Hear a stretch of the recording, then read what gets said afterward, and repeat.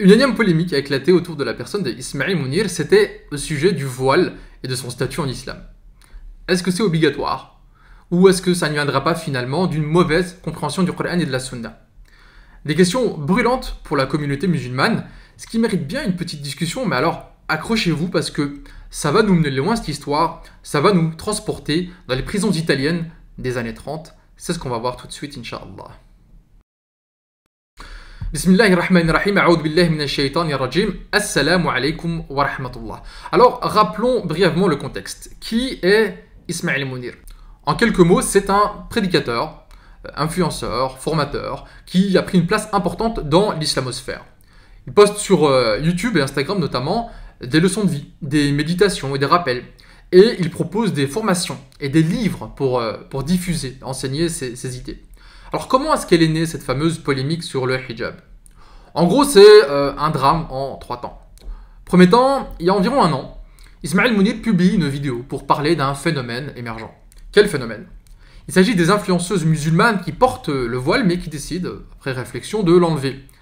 Ensuite, dans un deuxième temps, on apprend que son épouse, qui est également présente sur les réseaux sociaux, décide d'enlever son foulard et expose clairement son choix.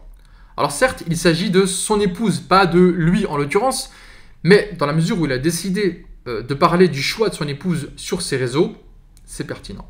Enfin, dans un troisième temps, Ismail Mounir appelle à un débat public sur la question du hijab et de son statut en islam. En interpellant directement, en fait en taguant sur Facebook, pour dire les choses de façon moderne, plusieurs figures incontournables de la da'wa francophone. Comme beaucoup d'entre vous, j'ai été le témoin de cette polémique, ce drama en 3 temps. J'ai observé les débats passionnés sur les réseaux et les rebondissements de l'affaire. Quelle est mon opinion à ce sujet? Je vais peut-être vous décevoir, mais le statut du hijab en islam, ce n'est pas précisément le sujet de cette vidéo. Ce qui m'intéresse ici en revanche, c'est l'intelligence stratégique de Ismail Mounir. Parce que oui, c'est un stratège, et je crois qu'il mérite d'être pris très au sérieux. Mais quelle est sa stratégie, me demandez-vous? Tendez bien l'oreille. Écoutez, je pense que Ismail Mounir mène une guerre de position pour faire basculer les repères hégémoniques. Et si vous n'avez rien compris, pas de problème, vous allez mieux comprendre quand on aura fait un petit bond dans le passé. Connaissez-vous cet homme? Il s'agit d'Antonio Gramsci.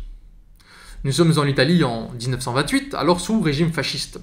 Lors du procès de Gramsci, le procureur le désigne du doigt. Regarde le juge droit dans les yeux et dit « Pour 20 ans, il faut empêcher ce cerveau de fonctionner. » Alors certes, le juge va suivre le réquisitoire du procureur et infliger 20 ans de prison à Gramsci. En revanche, son cerveau ne va pas du tout s'arrêter de penser en prison. Que du contraire, il fourmille de 1001 idées. Gramsci écrit ses célèbres carnets de prison qui nous intéressent directement. Pourquoi? Parce que c'est dans ces carnets qu'il va décrire les principes stratégiques essentiel pour prendre le pouvoir, et selon lui, ça passe par le terrain des idées. Alors qu'est-ce qui se passe finalement dans le cerveau de Gramsci? Il se pose une question. Voyez-vous, Gramsci, il est communiste, et il se rend compte qu'il y a un problème. D'après la philosophie marxiste, les ouvriers forment une classe sociale, et cette classe sociale est le moteur de l'histoire. Elle va renverser le capitalisme à la révolution. Mais quand on regarde un peu partout en Europe, dans les années 20, la révolution, c'est pas pour tout de suite. Il y a quelque chose d'énigmatique là-dedans. Ça ne se déroule pas comme prévu. Comment se fait-il que les ouvriers, non seulement ne se révoltent pas, mais en plus de ça soutiennent les partis bourgeois? C'est le bourgeois qui gagne de l'argent sur le dos des ouvriers, puis leur envoie la police dans la figure par-dessus le marché. Quelle est l'explication de ce paradoxe? C'est que les bourgeois ont gagné la guerre de position. Et la guerre d'opposition, c'est quoi? C'est, nous dit Gramsci, tout le travail intellectuel, culturel, médiatique par lequel on diffuse des idées et des valeurs pour qu'elles imprègnent toute la société, même ceux qui en sont les victimes. Et quand la guerre d'opposition est bien menée, alors les idées qu'on met en avant deviennent hégémoniques. Et donc les ouvriers ne se révoltent pas contre l'ordre bourgeois et ses valeurs, travail, famille, patrie, parce qu'ils sont eux-mêmes imprégnés de ces valeurs. Alors il y a plein d'autres concepts stimulants dans la pensée de Gramsci, mais dans le cadre de cette vidéo-ci, les deux que j'ai retenus, c'est donc guerre de position et hégémonie. Hop, retour en 2022. Qu'est-ce que ça nous dit de Ismail Mounir et de la polémique sur le hijab? C'est assez clair que dans le cerveau de Mounir, comme dans le cerveau de Gramsci avant lui, est apparu un mystère. Comment se fait-il que les musulmans, être doué de raison, que le Coran appelle à réfléchir, à méditer. Comment se fait-il que ces musulmans acceptent de suivre aveuglément un patrimoine légué par des savants du passé? Comment se fait-il qu'ils acceptent des règles pesantes, lourdes et contraignantes, alors qu'il suffirait de prendre de l'autonomie religieuse et intellectuelle pour enfin atteindre un stade d'accomplissement et d'apaisement? La réponse, comme pour les ouvriers qui ont embrassé les valeurs bourgeoises sans les questionner, les musulmans ont embrassé les valeurs sunnites orthodoxes sans les remettre en cause.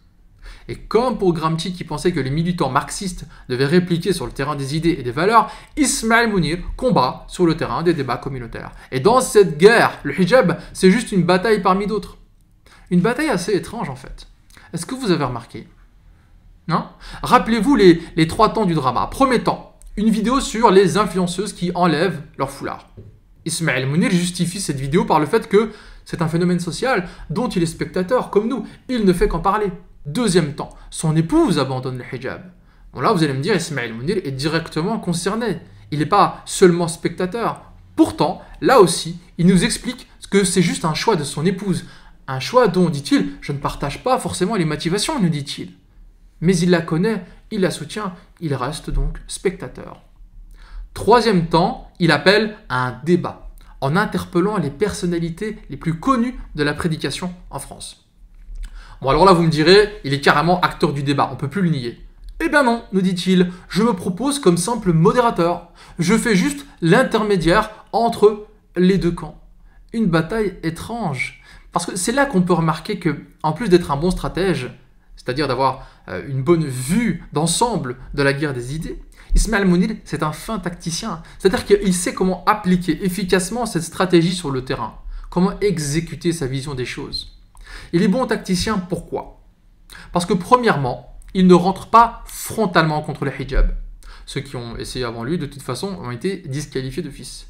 Lui, il y va par touches successives, l'air de rien, chaque fois un peu plus loin que la fois précédente, en mode « Ah mais moi je dis ça, je dis rien, je ne fais que soulever la question ». Et ça, dans une guerre d'opposition, ça peut être intelligent pour commencer. Quand une société est majoritairement acquise à une idée, venir comme un forcené avec des idées complètement opposées, c'est pas facile du tout.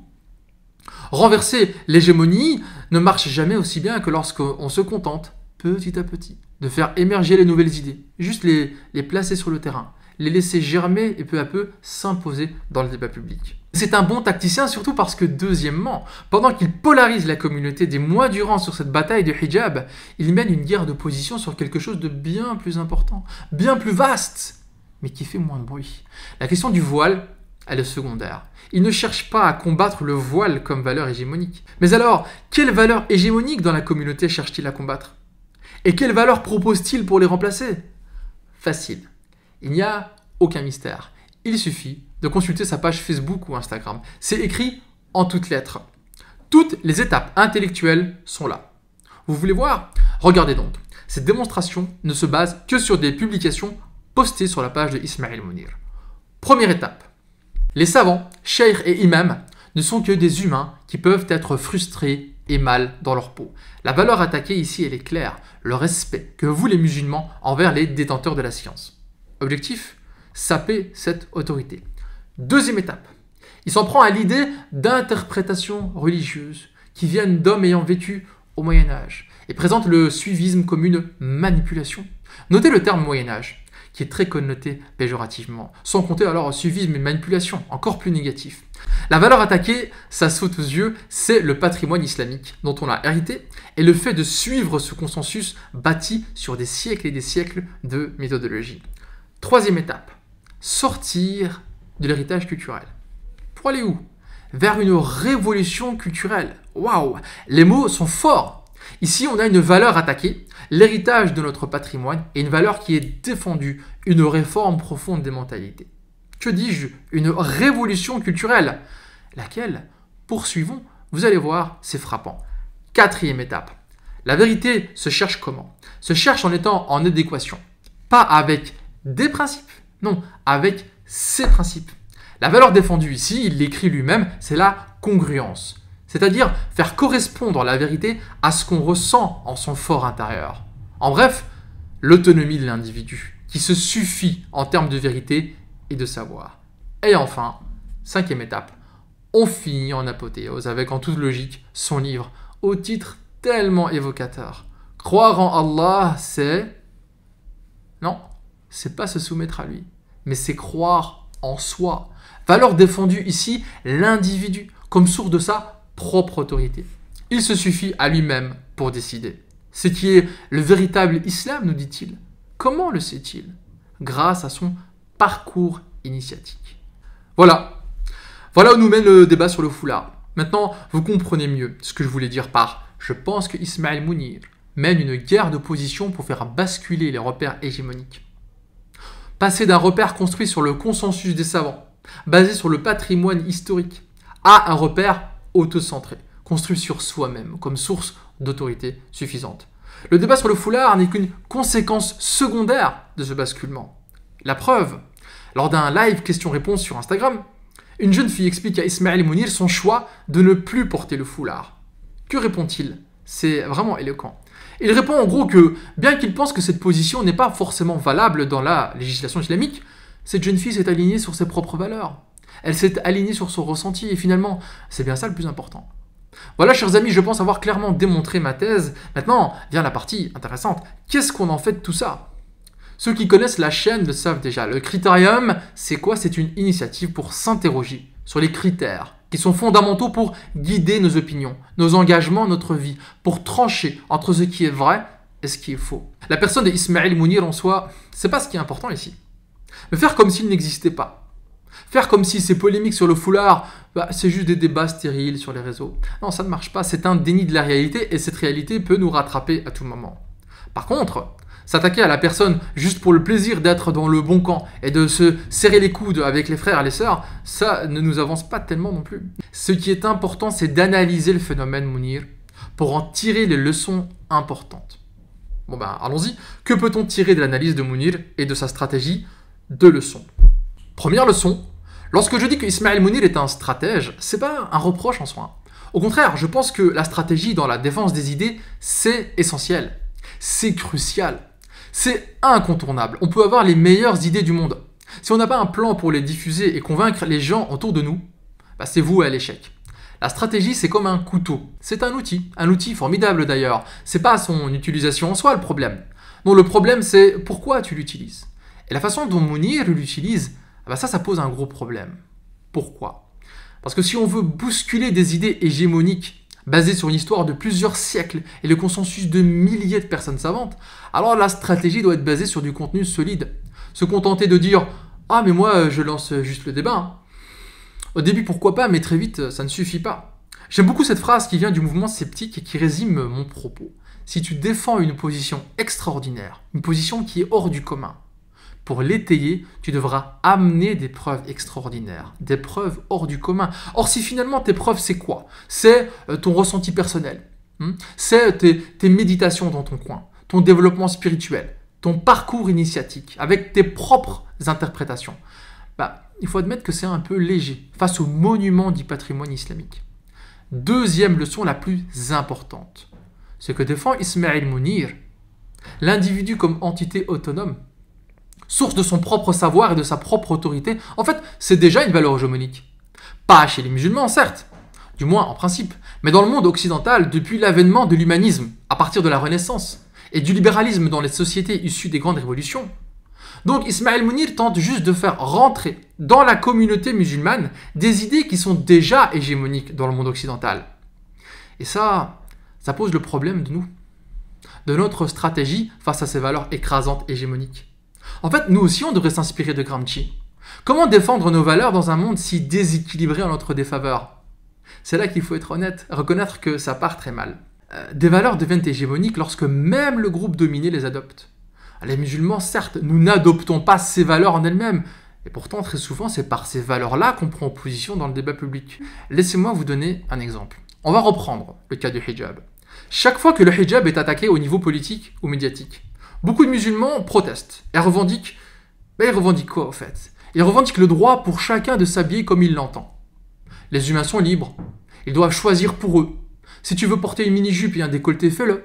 Si tu veux porter le hijab, fais-le. L'individu autonome, source de sa propre autorité. Je sais, beaucoup de musulmans font ça par stratégie. Parce que sinon, comment défendre nos droits? Sauf que je vois deux effets pervers avec cette stratégie. Premier effet pervers. Si pour nous défendre, on utilise les valeurs hégémoniques dominantes du système qui nous combat, alors on réactualise chaque fois les valeurs de ce système. On les fait revivre, on les rend plus solides, on les rend plus incontournables. En luttant, on rend notre adversaire plus fort. Chaque fois qu'on crie « liberté de se vêtir comme on veut », chaque fois qu'on scande « laïcité, laïcité, tu dois nous protéger », on ne fait que rendre les concepts de liberté et de laïcité plus incontournables. Ce qui nous mène au deuxième effet pervers. Si pour nous défendre, on utilise les valeurs hégémoniques dominantes du système qui nous combat, alors nos valeurs à nous, celles qui aujourd'hui sont minoritaires, ignorées, dominées, elles restent dans l'ombre. Elles se réduisent à peau de chagrin, elles perdent du terrain, et donc elles perdent de l'importance. Comment construire notre communauté solidement si on laisse de côté les valeurs qui fondent son socle? Pire, comment toucher les autres communautés avec la beauté des valeurs de l'islam si ces valeurs n'apparaissent jamais en public? Fini la da'wa avec cette stratégie. Ces valeurs qu'on porte, celles de l'islam, al-istislam, où l'on met en retrait notre ego, où on exalte la soumission envers le créateur de toutes choses, où l'on défend sa charia, c'est pas très séduisant comme valeur dans le monde contemporain, mais ça ne l'a jamais été. Shay'un ajib, disaient les Quraysh à Mohammed alayhi salatu wassalam. C'est quelque chose de fou cette histoire. Un Dieu unique, qui a pour nom Ar-Rahman, qui ressuscite après la mort, et qui ne récompense que ceux qui lui ont voué un culte sincère. Shay'un ajib, ce ne sont là que des stupidités, dit Pharaon à Moussa alayhi salam. C'est là des contes d'anciens, disent les Thamoud à Salih alayhi salam. Pourquoi ces lois absurdes, dit le peuple à Lot alayhi salam.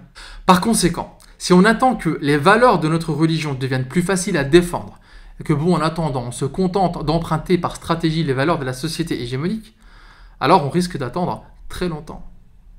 Alors oui, si on défend nos valeurs, qu'on essaye à notre tour de les rendre hégémoniques, en menant une guerre de position, on nous regardera dans les yeux en nous disant « Mais ce sont que des légendes du Moyen-Âge, ces théories sont extraordinaires, hors du commun ». Sauf que nous, alhamdulillah, nous avons des preuves extraordinaires, nous avons des preuves hors du commun pour les étayer. Nous avons le Coran et les livres révélés, nous avons la Sunna, nous avons tous les signes qui viennent de la création. Soit on parvient à rendre nos valeurs hégémoniques en transformant la société, et Allah Azza wa Jal nous aura honorés d'être ceux qui ont changé le cours des choses. Soit on défend nos valeurs, on ne parvient pas à changer la société, Allah nous aura quand même honorés d'être parmi ceux qui portent sa parole au-dessus des autres.